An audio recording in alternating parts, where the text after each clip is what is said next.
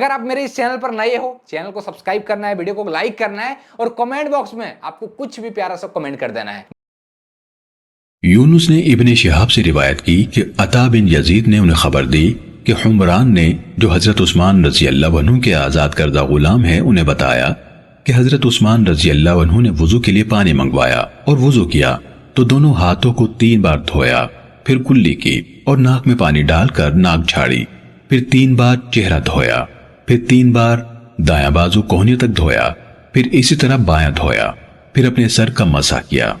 پھر 3 بار اپنا دایاں پاؤں ٹخنوں تک دھویا، پھر اسی طرح بایاں پاؤں دھویا، پھر کہا میں نے رسول اللہ صلی اللہ علیہ وسلم کو دیکھا تھا کہ آپ نے اسی طرح وضو کیا جس طرح میں نے اب کیا ہے۔ پھر رسول اللہ صلی اللہ علیہ وسلم نے فرمایا جس شخص نے میرے اس وضو کی طرح وضو کیا پھر اٹھ کر 2 رکعتیں ادا کی، ان دونوں کے دوران میں اپنے آپ سے باتیں نہ کی، اس کے گزشتہ گناہ معاف کر دیے جائیں گے۔